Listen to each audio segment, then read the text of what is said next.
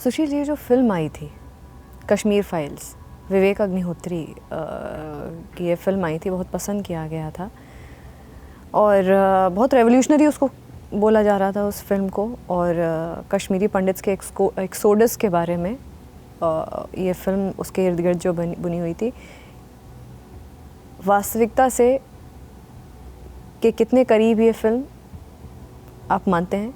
क्योंकि इस फिल्म को कहीं ना कहीं बनाने का ये भी पर्पस था कि जो प्रेजेंट अपकमिंग जनरेशन है, मिलेनियल्स की, जो 12 साल के, 13 साल के, 14 साल के बच्चे हैं,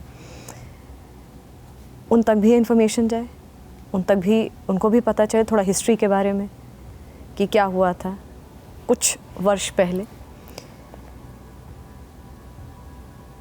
कितनी परसेंटेज तक वो फिल्म रियलिटी के करीब थी?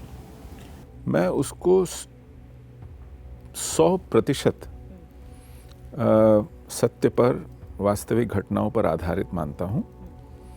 एक फिल्म बनाने के लिए जिस तरह का क्रिएटिव लाइसेंस लेना पड़ता है, अब जैसे आपने पात्रों के नाम थोड़े बदल दिए, आपने 2 या 3 घटनाओं को एक घटना में जोड़कर दिखा दिया, जबकि वो सभी घटनाएं हुई थीं, लेकिन कथानक के, कहानी के प्रवाह को बनाए रखा जाए और उसमें एक तारतम्य हो, एक तरह की रैशनल फ्लो हो, उसके कारण जो आपको थोड़ी बहुत एडजस्टमेंट्स करनी पड़ती हैं, उसको अगर निकाल दिया जाए, क्योंकि वो आवश्यक हैं, तो फिल्म 100% खरी है, एकदम सत्य पर आधारित है। बल्कि मैं ये कहूँगा कि एक 2.5-3 घंटे की फिल्म में आप लाखों लोगों के जिए हुए, भुगते हुए अनुभव को नहीं डाल सकते।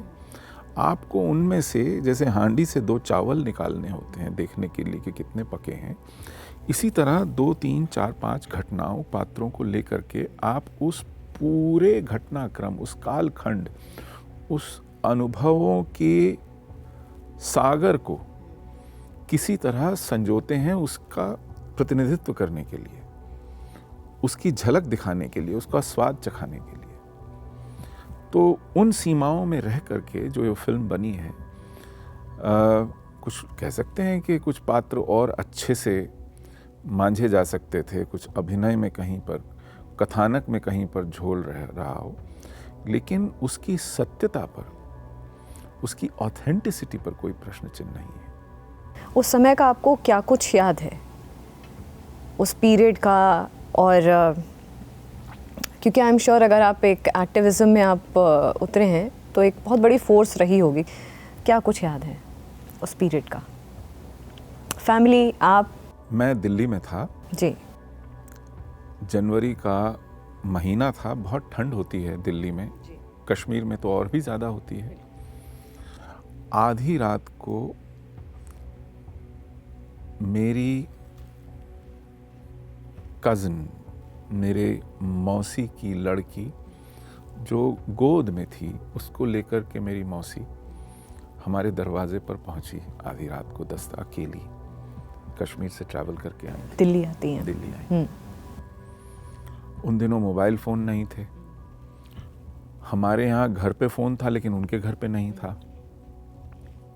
चिट्ठियाँ डालने का कोई सवाल ही पैदा नहीं होता था। उन्होंने एक तार डाली जो उनके आने के 2 दिन बाद हमको मिली, हमें पता ही नहीं था वो आ रही हैं। और वो आई, दरवाज़ा खोला, वो बिलख करके वहीं ड्योढ़ी पर बैठ गईं। उनको संभलने में समय लगा और उसके बाद उन्होंने बताया क्या हुआ।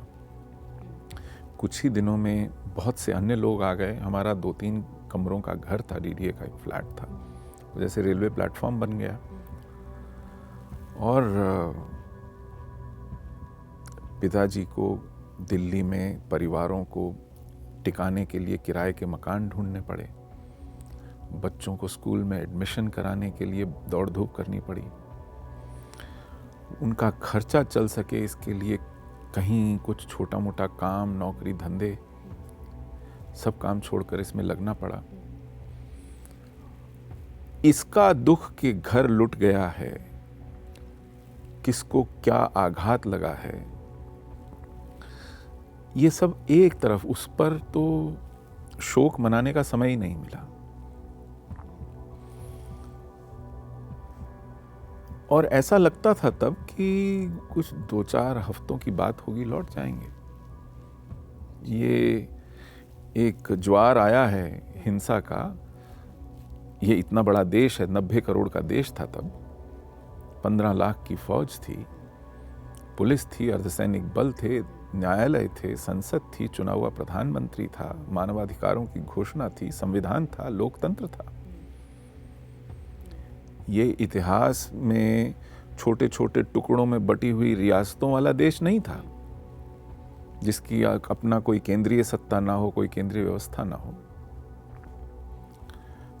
तो विश्वास नहीं होता था, लगा कि एक क्षणिक थोड़ा सा कुछ भूचाल उबाल आया है। उन लोगों को भी यही लग रहा था कि हम थोड़े दिन बाद घर वापस चले जाएंगे। हाँ, कुछ नहीं लेके आ पाए थे, लाके लाना भी नहीं चाहते थे। जो पहना हुआ है, जो उसका समय भी नहीं था, अवसर नहीं था। वो ऐसा दिखना भी नहीं चाहते थे कि घर से निकले हैं तो जा रहे हैं। ऐसे उन्होंने भाव दिया जैसे मानो अभी बाजार जा रहे हैं या किसी से मिलने या काम से जा रहे हैं, और किसी तरह जान बचाकर निकले। हाथ में कुछ ऐसा नहीं लेकर के निकल सकते थे जिससे लगे कि ये अपना बिस्तर, बैग कुछ बांध करके छोड़ के जा रहे हैं। इतना खौफ था। और वो दिन है, आज 35 वर्ष हो गए, उस घर को झांकने नहीं जा पाए हैं। इसकी हालत क्या है कुछ समझ नहीं आ रहा। तो ये है ये त्रासदी। फिर किससे सुने कि लोग कैसे मारे गए, किस हालात में पाए गए, किन लोगों ने किया ये। मेरे एक मित्र हैं, वो कहते हैं कि मेरा घर तो उन लोगों ने जलाया जिनके साथ मैं क्रिकेट खेलता हुआ पला बढ़ा। एक प्रोफेसर को और उसकी पत्नी को उनके स्टूडेंट्स ने इतनी बेरहमी से, इतनी निर्दयता से मारा और उससे पहले अपमानित किया।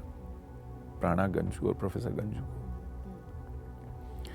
हमारे समुदाय के एक बहुत बड़े नेता थे, वो तो 13 सितंबर 1999 यानी 19 जनवरी यदि हम सांकेतिक रूप से अपने निष्कासन का दिवस मनाते हैं तो उससे 4 महीने पहले कश्मीर में सड़क पर दिन दिहाड़े मार दिए गए। हमारे हाई कोर्ट के जज थे रिटायर्ड जस्टिस नीलकंठ गंजू, शहर के बीचों बीच, heart of Srinagar, Hari Singh high street पर सरेआम मार दिए गए।